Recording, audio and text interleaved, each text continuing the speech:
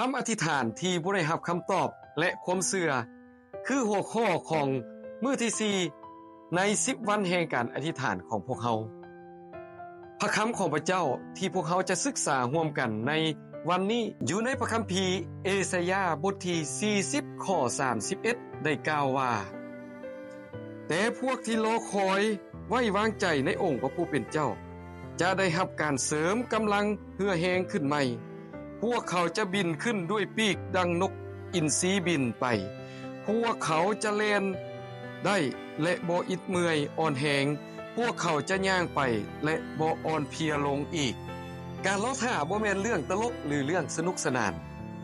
รอท่าพบทานหมออยู่ที่ห้องการของทานหมอโดยการต่อแถวต่อคิวอย่างยาวเหยียดรอท่ายนต์ที่จะมาลงสนามบินโดยเครื่องยนต์ซักซ่าที่เฮารอท่าอยู่สนามบินหลายชั่วโมงรอท่าคนที่มาซ่าในการเข้าร่วมกองประชุมพี่น้องทั้งหลายอับราฮัม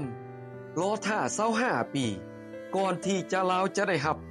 คำตอบจากคำอธิษฐานของเราโมเสสรอท่า40ปีที่จะให้พระเจ้าทรงแก้ไขปัญหาต่างๆในชีวิตของเรา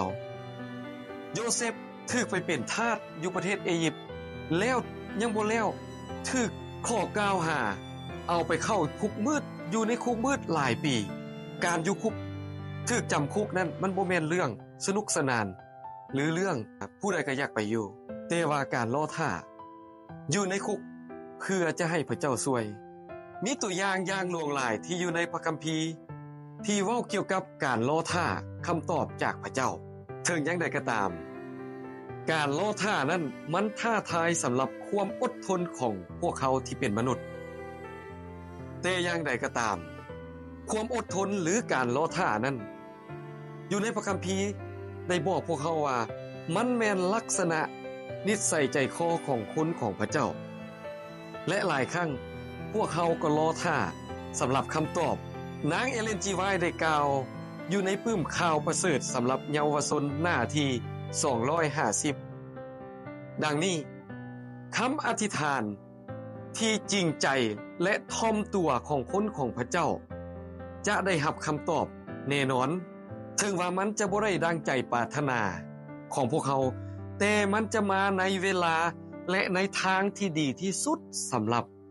คนของพระองค์เมื่อพวกเขาท่อมตัวลงทูลขอต่อพระเจ้าอย่างจะแจ้งเจาะจงและมอบทุกอย่างให้กับองค์พระผู้เป็นเจ้า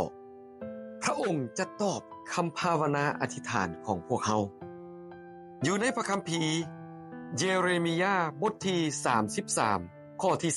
3ได้ให้ความหวังแก่พวกเขาอย่างนี้จงห้องหาเฮาและเฮาจะตอบเจ้าเฮาจะบอกให้เจ้าฮู้ถึงสิ่งที่น่างึดง้อและอัศจรรย์ต่างๆที่เจ้าบ่ฮู้อาเมนพี่น้องทั้งหลายแน่นอนแขนของพระองค์นั้นบ่ได้สั้นสำหรับที่จะช่วยพวกเขาและหูของพระองค์นั้นบ่ได้ตึงสำหรับที่จะบ่ได้ยินคำภาวนาอธิษฐานของพวกเขาอยู่ในพระคัมภีร์เอสายาห์บทที่58ข้อ1ได้ให้ความหวังแก่พวกเขาทุกๆคน